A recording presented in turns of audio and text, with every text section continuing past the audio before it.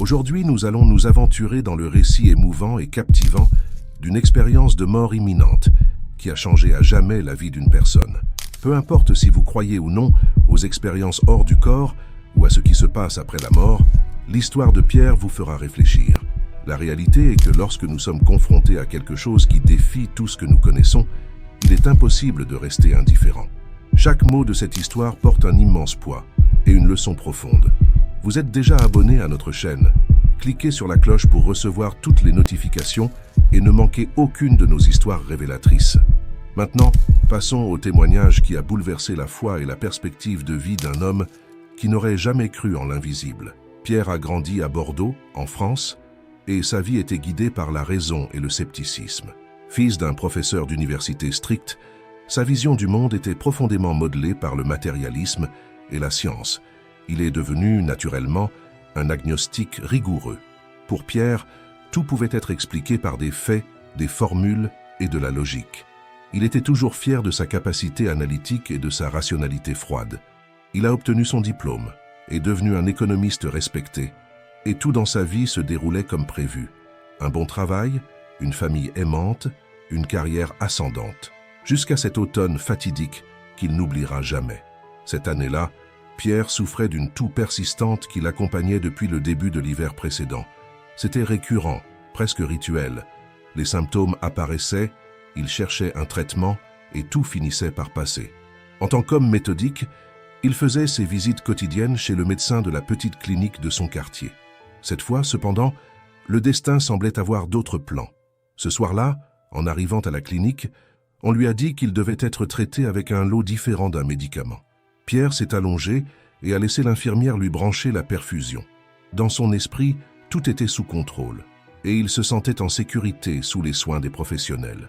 Peu de temps après, il a commencé à entendre un bruit strident, quelque chose qui ressemblait au sifflement d'un train, résonnant dans ses oreilles de plus en plus fort.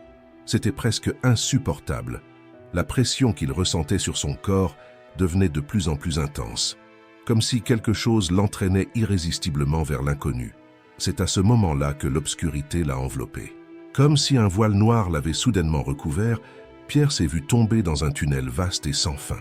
La vitesse était vertigineuse et il se sentait impuissant. Il voulait s'arrêter, mais ne pouvait pas.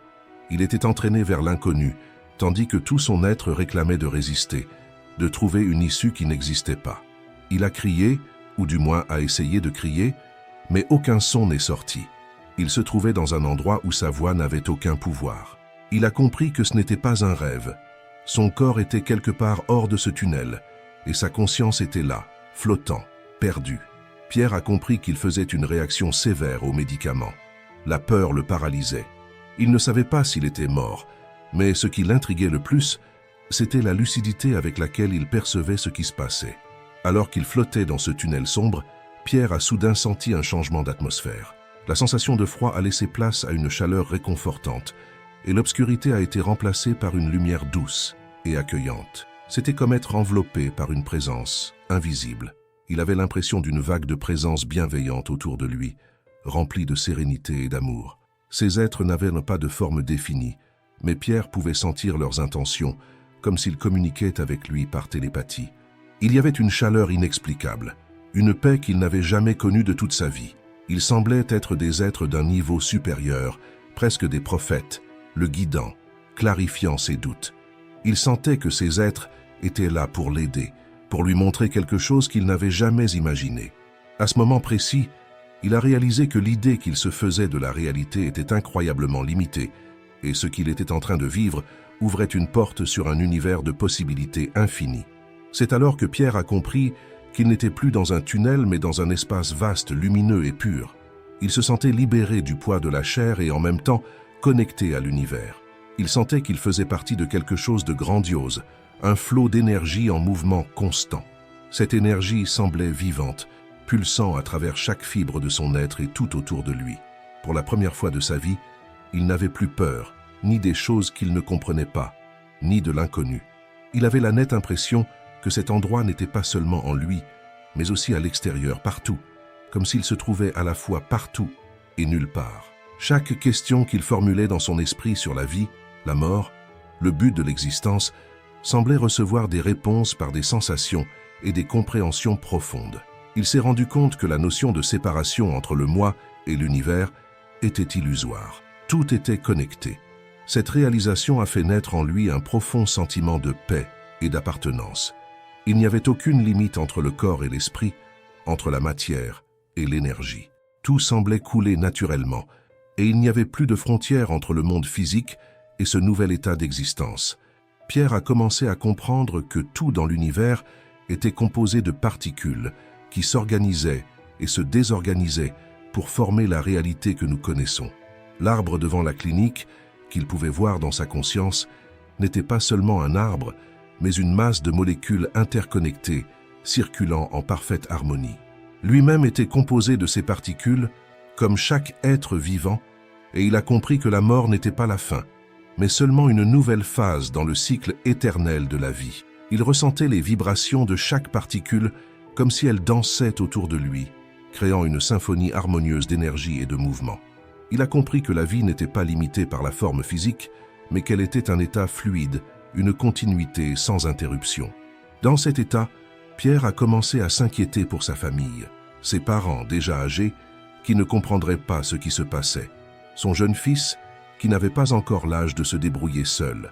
Ses pensées ont suscité un sentiment d'urgence. Il devait revenir. Sa mission n'était pas terminée. La pensée de son fils, si jeune et vulnérable, était ce qui le motivait le plus. Il sentait un devoir puissant de revenir, de reprendre son rôle de père et d'être présent pour sa famille. C'est alors qu'il a pris conscience que sa conscience était toujours liée à son corps, comme s'il y avait une porte de verre entre le monde physique et le monde spirituel. Il pouvait tout voir et entendre, mais personne ne pouvait percevoir sa présence. C'était comme être une ombre, un spectateur passif de ce qui se passait autour de lui. Pierre a entendu un couple de personnes âgées passer devant sa chambre, commentant le pauvre jeune homme seul. Il a entendu le médecin discuter avec l'infirmière de la réaction inattendue. Il savait que le temps passait, mais sa conscience continuait de vagabonder entre deux réalités. Le sentiment d'urgence grandissait, le désir de revenir, de reprendre sa place dans le monde physique, d'embrasser son fils et de revoir ses parents. L'expérience d'être si proche, mais en même temps si loin de tout ce qu'il aimait, était presque insupportable. Pierre a pris conscience de l'amour qu'il portait à sa famille et de la manière dont il avait négligé certains aspects importants de la vie, privilégiant toujours le travail et les responsabilités quotidiennes. Il a compris que l'amour et les relations étaient ce qui importait vraiment. Chaque instant passé loin de ses proches, chaque moment où il avait donné la priorité à des préoccupations futiles, lui semblait désormais si vide de sens. À un moment donné, quelque chose s'est passé. Pierre a ressenti une force qui l'a poussé à revenir dans son corps. C'était comme une chute brutale, comme s'il tombait de très haut et soudain se retrouvait entier à nouveau. La sensation était violente, comme si toutes ses cellules avaient été ramenées en même temps. Il a ressenti une douleur intense, une pression sur sa poitrine, comme si chaque partie de son être était poussée à nouveau dans ce corps physique qui lui semblait désormais si lourd, si dense par rapport à l'état qu'il venait d'expérimenter. Il sentait la résistance de la matière, le poids de la chair, mais aussi la vie qui recommençait à couler en lui, comme si un fil invisible le reconnectait au monde. Le retour à son corps n'était pas facile. C'était comme s'il devait se réacclimater à une réalité plus lourde et moins harmonieuse. Mais le fait de sentir son cœur battre à nouveau, d'entendre sa respiration laborieuse, le remplissait de gratitude. Il a ouvert les yeux et s'est redressé rapidement, vomissant un liquide sombre dans un lavabo proche. Il se sentait faible, mais il était de retour. Le médecin à ses côtés n'a pas pu cacher sa surprise. Il semblait ne pas s'attendre à ce que Pierre revienne. En racontant ce qu'il avait vécu, le médecin l'écouta en silence, perplexe. Pierre aperçut que quelque chose en lui avait changé. L'expérience qu'il avait eue n'était pas un simple délire, c'était une révélation. Il a compris qu'il ne pouvait plus vivre de la même manière, guidé uniquement par une froide rationalité. Le regard du médecin, entre perplexité et respect, indiquait que même lui ressentait quelque chose de différent chez Pierre. C'était comme si l'atmosphère autour de lui avait changé, apportant une tranquillité et un mystère subtil. Dans les jours qui ont suivi, Pierre a commencé à réfléchir à tout ce qu'il avait vécu. Il a compris que le monde matériel n'était qu'une fraction de ce qui existait. Le sentiment de connexion avec tout et tous faisait désormais partie de sa vie quotidienne. Il ne voyait plus les gens comme de simples individus isolés, mais comme des parties d'une grande unité, des expressions différentes d'une même essence. Sa peur de la mort avait disparu. Il a compris que la vie est une expérience, mais pas la fin. La mort n'était plus quelque chose à craindre, mais une transition vers quelque chose de plus grand. Il voyait désormais la mort comme un pont vers une autre dimension, un passage naturel faisant partie du cycle continu de l'existence et de la transformation. Cela lui a apporté une paix intérieure qu'il n'avait jamais connue auparavant. La vie avait pris une nouvelle dimension. Chaque instant devenait précieux. Chaque interaction avec ses proches était empreinte de sens. Pierre a commencé à valoriser davantage chaque moment, chaque relation, et à chercher une connexion plus profonde avec ce qu'il y a de spirituel en chacun de nous. Il a commencé à traiter chaque personne comme faisant partie d'un tout, comme quelque chose de précieux qui faisait partie de cette grande toile qu'il avait entrevue. De petits gestes, comme écouter quelqu'un avec attention ou apprécier la beauté d'un arbre en marchant, ont pris un sens beaucoup plus grand. Il voyait un but, une beauté, une connexion avec ce sentiment de paix et d'appartenance qu'il avait ressenti pendant son expérience de mort imminente. Cette sensation d'interconnexion a commencé à guider ses actions, et il a compris que chaque petit acte avait un impact sur l'ensemble. Il a également commencé à mieux prendre soin de lui, en valorisant non seulement sa santé physique, mais aussi sa santé mentale et spirituelle. La méditation est devenue une pratique quotidienne, une façon de se reconnecter avec cette paix profonde qu'il avait ressentie. L'expérience de mort imminente n'a pas seulement changé sa vision du monde, elle a aussi transformé son cœur et ses priorités. Il a décidé de consacrer une partie de sa vie à aider les autres à trouver cette connexion. Il a commencé à visiter des institutions, à parler à des personnes traversant des moments difficiles, offrant non seulement des conseils, mais aussi une oreille attentive et un cœur ouvert. Il savait que sa mission n'était pas de sauver le monde, mais de faire de son mieux pour toucher la vie des autres. Chaque conversation, chaque regard de compréhension était une opportunité de diffuser un peu de la paix qu'il avait ressentie dans cet espace, au-delà du tunnel. Les interactions humaines avaient désormais un sens plus profond, et chaque sourire échangé devenait un acte de compassion et de réconfort. Pierre s'est mis à méditer, à chercher la connaissance de soi et à plonger dans des enseignements spirituels qu'il aurait auparavant ignorés. Il a commencé à comprendre que la spiritualité n'avait pas besoin d'être quelque chose de mystique ou de lointain, mais qu'elle pouvait être une pratique quotidienne, exprimée par des actions simples et des moments de silence et d'introspection.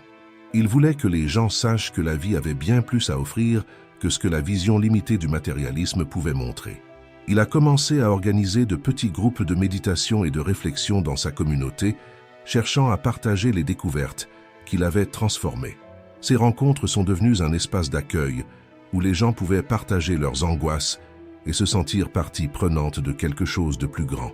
Le simple fait de s'asseoir ensemble en silence, de respirer profondément et de se connecter les uns aux autres apportait une paix indescriptible. Si cette histoire vous a également touché et que vous souhaitez découvrir d'autres expériences comme celle de Pierre, n'oubliez pas de vous abonner à notre chaîne, partagez cette vidéo avec vos proches et peut-être que ce message les inspirera à vivre de manière plus pleine et connectée. Laissez un like et activez les notifications pour ne manquer aucune de nos vidéos. Chaque histoire apporte une leçon, et ensemble, nous pouvons explorer ce qu'il y a de plus profond dans nos existences. Chaque récit nous rapproche de l'essentiel, et ce voyage de connaissance de soi et de compréhension est quelque chose qui mérite d'être partagé avec le monde. Ensemble, nous pouvons créer une chaîne de transformation où chacun de nous fait la différence dans la vie des autres, en répandant l'amour et la compréhension sur notre chemin.